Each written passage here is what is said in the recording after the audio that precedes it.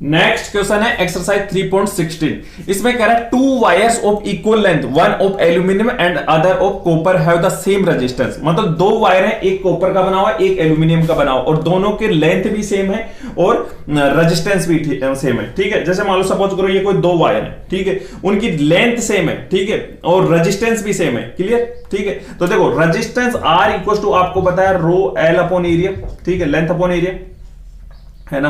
तो देखो अगर देखो इसको मैं रेजिस्टेंस को इधर ला रहा हूं, एरिया को इधर ले रहा हूं, तो एरिया इक्वल टू क्या हो गया, resistivity length upon area into resistance, sorry area तो उधर ले गया ना, तो रेजिस्टेंस। क्लियर? ठीक है, तो अगर दो वायरों का लेंथ भी सेम है और रेजिस्टेंस भी सेम है, ठीक है, तो एरिया डायरेक्टली प्रोपोर्शनल टू क्या होगा, रेजिस्टिविटी। ठीक है, तो देखो इसमें क्या करेंगे हम, ऐसे लिखेंगे, देखो एरिया अपॉन एल्यूमिनियम ले लो एक बार, तो area upon copper directly proportional है ना, तो ये हो गया rho aluminium upon rho copper. Clear? ये अपने पास में रिलेशन आ गया, यहां तक कोई दिक्कत? हमेशा याद रखना, देखो ये अगर नहीं आता तो ये याद रखना, जैसे कोई भी रिलेशन हो अगर डायरेक्टली प्रोपोर्शनल होता है तो जैसे ये होता है A1 upon on A2 rho 1 upon rho 2। ठीक है, और अगर इनवर्सली प्रोपोर्शनल है जैसे 1 अपॉन रो है, ठीक है, तो ये होता है रो 1 अपॉन ऊपर चला जाएगा, ठीक है, रो 2 अपॉन रो 1, ये हो जाएगा इनवर्सली प्रोपोर्शनल का जो भी वो रिलेशन है। तो ठीक है, यहां तक मेरी बात समझ में आ गई? क्लियर? ठीक है, अब आपको पता है, देखो अच्छा पहले तो ये बताओ रिलेटिव डेंसिटी ऑफ क्या होती है। रिलेटिव डेंसिटी का मतलब होता है रिलेटिव टू वाटर, ठीक है, और वाटर की डेंसिटी कितनी होती है, 1000 kg पर मीटर क्यूब। क्लियर? तो रिलेटिव डेंसिटी मतलब एल्यूमिनियम की 2.7 दे रखी है, तो वाटर के कंपैरिजन में दे रखी है, मतलब वाटर से 2.7 टाइम्स ज्यादा है। ठीक है, तो इसकी डेंसिटी कितनी होगी, 2.7 इंटू 10⁻3। ठीक है, और कॉपर की कितनी होगी, 8.9 इंटू 10⁻3, ठीक, केजी पर मीटर क्यूब। क्लियर? अब एक बात बताओ, आपको पता है डेंसिटी इक्वल टू क्या होता है, rho equal to mass upon volume. ठीक है, मैं यहाँ रो इसलिए नोटेशन में रो लेता हूं, ठीक है, तो देखो यहाँ रो इसलिए नहीं ले रखा हूं, यहाँ रेजिस्टिविटी का भी रो है। ठीक है, तो डेंसिटी इक्वल टू क्या होगा, मास अपॉन वॉल्यूम। ठीक है, तो देखो वॉल्यूम इक्वल टू क्या हो गया, मास, देखो मास है ना अपॉन डेंसिटी।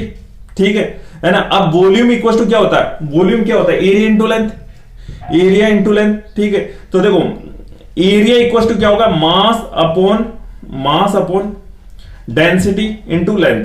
ठीक है ना, area equal to mass upon density into length. ये क्लियर हो गया? ठीक है, अब एक काम करो, ये वाला इस रिलेशन में पुट करो। ठीक है ना, तो इस वाले में पुट कर रहा हूं मैं। ठीक है, तो एक काम करो, एरिया की जगह mass upon density into length. ठीक है, और ये किसका है, एल्यूमिनियम का, upon mass upon density length. ठीक है, ये हो गया कॉपर का, equal to rho E L upon rho copper. Clear? ठीक है, अब देखो लेंथ दोनों की सेम है ना, तो लेंथ को मैं दोनों को क्रॉस कर रहा हूं। ठीक है, और इसको भी एक बार क्रॉस कर देता हूं।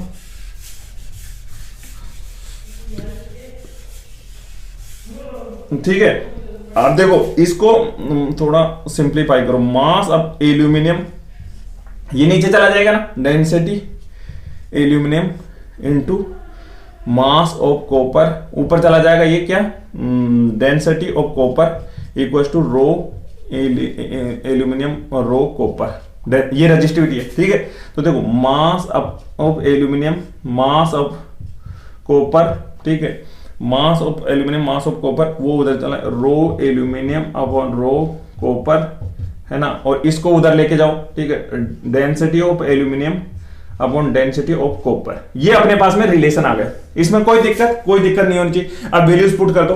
ठीक है, मैं इसको सबको रब कर रहा हूं। ठीक है,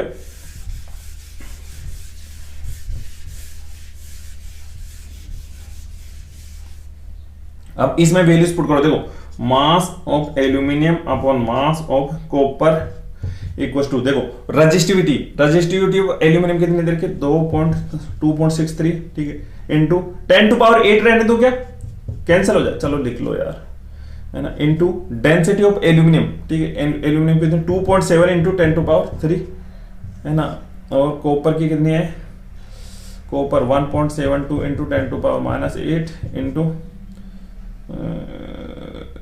कॉपर की 8.9। क्लियर? ठीक है, तो देखो इसमें क्या होगा, 10⁻³ तो करो, ये भी कैंसिल, ये भी कैंसिल, ये भी कैंसिल, ठीक है। तो इसको अगर तुम सोल्व करोगे ना तो आपके पास में आ जाएगा मास of aluminium upon mass of copper, ठीक है। तो 1/2.63 आएगा, क्लियर, ठीक है। तो एक काम करो, mass of copper upon mass of aluminium equal to आ गया 2.63, ठीक है। तो अब देखो mass of copper upon mass of aluminium equal to 2.63 है, ठीक है। तो मतलब मास ऑफ कॉपर ज्यादा है, ठीक है। अगर कोई 2 वायर्स है, एक कॉपर का बना हुआ और एक एल्यूमिनियम का बना, सेम रेजिस्टेंस है, ठीक है, दोनों में सेम रेजिस्टेंस है और सेम लेंथ है, ठीक है।